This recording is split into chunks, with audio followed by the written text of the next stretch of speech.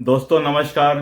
दोस्तों मैं बिमल शाही आप सभी लोगों का अपने चैनल में स्वागत करता हूं और उम्मीद करता हूं कि आप लोग सब लोग स्वस्थ होंगे एवं मस्त होंगे। सभी राष्ट्रवादियों और सनातनियों से ये निवेदन रहेगा कि आप लोग मेरे चैनल को सब्सक्राइब कर लीजिए और वीडियो को लाइक एवं शेयर भी कीजिए। दोस्तों सुप्रीम कोर्ट ने आज एक जनहित याचिका पर सुनवाई करते हुए बहुत बड़ी बात कही है।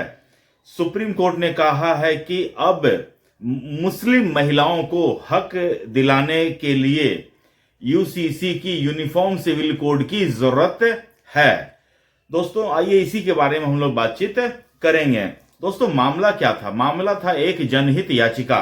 उस जनहित याचिका के थ्रू जो याचिका करता थे वो सुप्रीम कोर्ट में ये गुहार लगा रहे थे कि जो शरिया का जो कानून है उसके थ्रू जो महिलाओं को अधिकार मिलना चाहिए वो काफी नहीं है।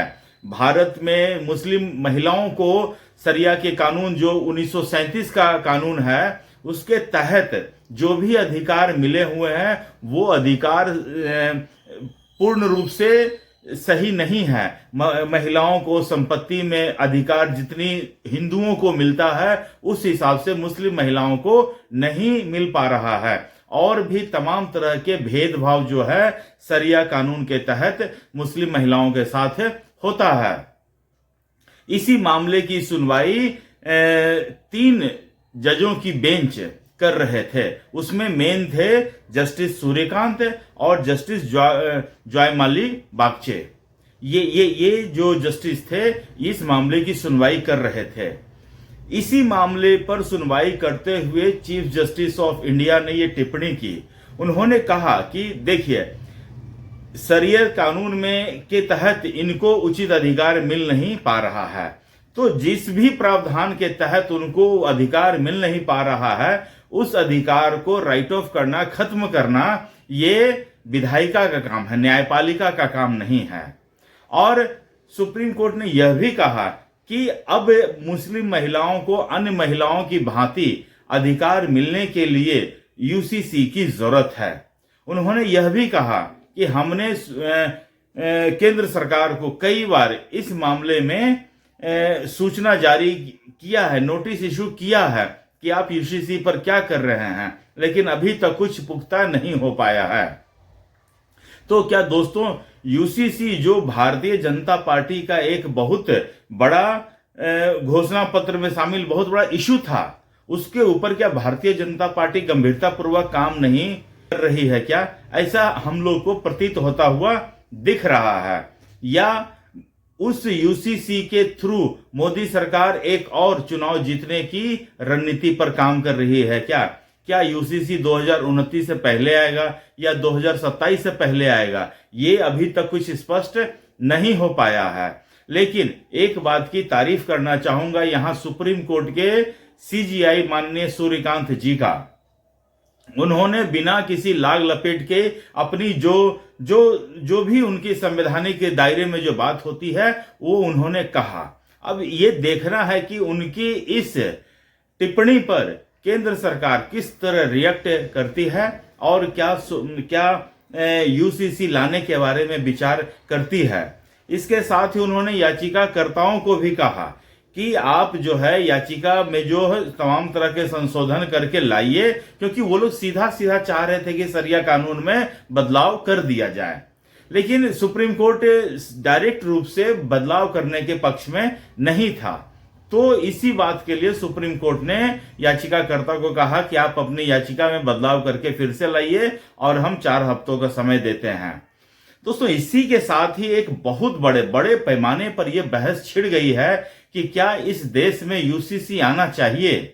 दोस्तों मैं तो कहता हूं कि चलो इसी बहाने मुस्लिम महिलाओं को ही न्याय दिलाने के बहाने अगर यूसीसी आता है, यूनिफॉर्म सिविल कोड आता है, तो ये एक बहुत वेलकम स्टेप रहेगा।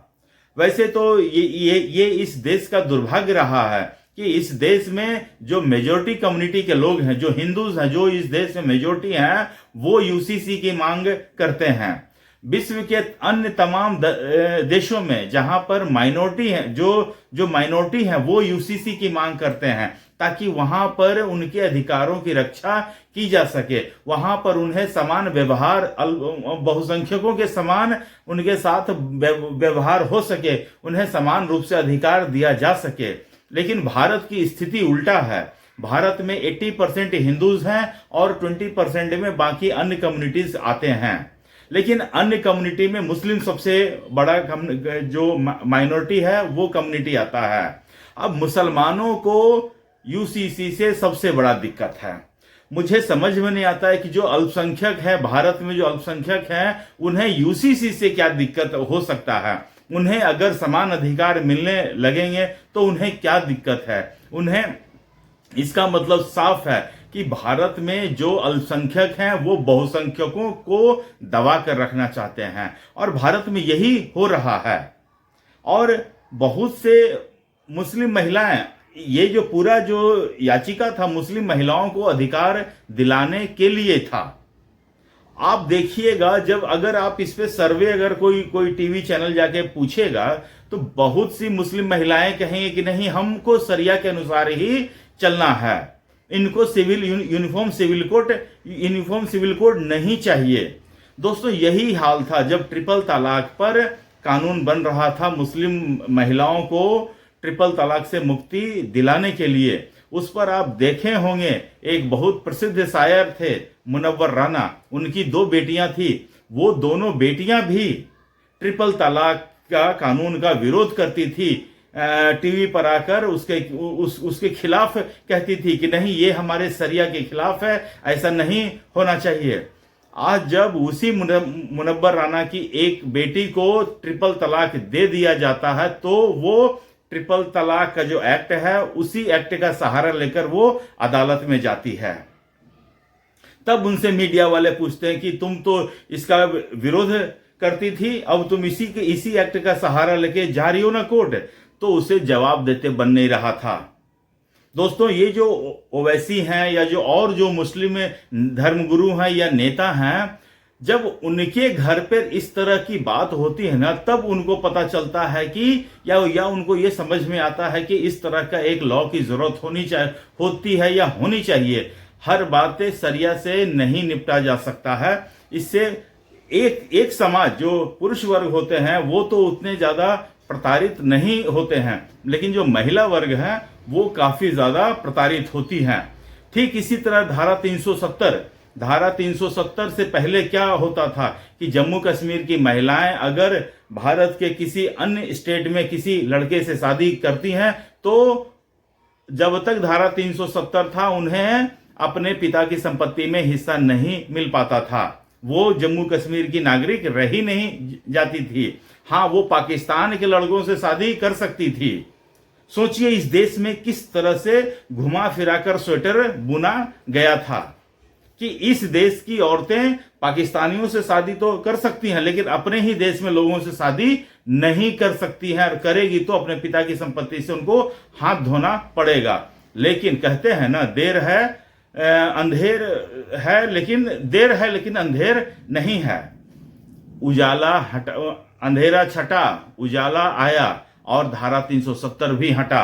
आज समस्त कश्मीर की महिलाएं कश्मीर में शादी करें, भारत में अन्य किसी कोने में शादी करें, उनको उनके पिता की संपत्ति में भी हक मिल रहा है। लेकिन फिर उनका शरिया कानून उनके इस अधिकार में बाधा उत्पन्न करने की कोशिश कर रहा है। उन्हें शायद पूरी संपत्ति मिल नहीं पाती है, पोर्शन ऑफ मिलता होगा, मुझे भी उसकी पूरी जानकारी नहीं है। तो याचिकाकर्ता सुप्रीम कोर्ट पहुंचे हैं और सुप्रीम कोर्ट के माननीय न्यायाधीश महोदय ने ये फैसला तो नहीं सुनाया है, उन्होंने केंद्र सरकार को बोला है कि यूसीसी पे काम कीजिए। उन्होंने बहुत बार इनको केंद्र सरकार को कह चुके हैं, हिंट दे चुके हैं कि आप यूसीसी लेकर आइए, लेकिन केंद्र सरकार हो सकता है किसी खास मौके का इंतजार कर रही हो जिससे उनको हो सकता है कि फायदा पहुंचे। दोस्तों, यूसीसी आने से न सिर्फ एक वर्ग को फायदा पहुंचेगा, इस देश के तमाम लोगों को, जितने भी इस देश के अंदर हैं, हर किसी को समान रूप से अधिकार और समान रूप से कर्तव्यों का पालन करने का अवसर मिलेगा। इस चीज को देखते हुए मुझे भी मोदी सरकार से मेरी भी विनती रहेगी कि यूसीसी को जल्द से जल्द लाया जाए। तो दोस्तों, आपको क्या लगता है, इस देश में यूसीसी आना चाहिए या नहीं आना चाहिए? कमेंट करके बताइए। तब तक आप लोग अपना ख्याल रखिए, स्वस्थ रहिए, मस्त रहिए। नमस्ते, बाय।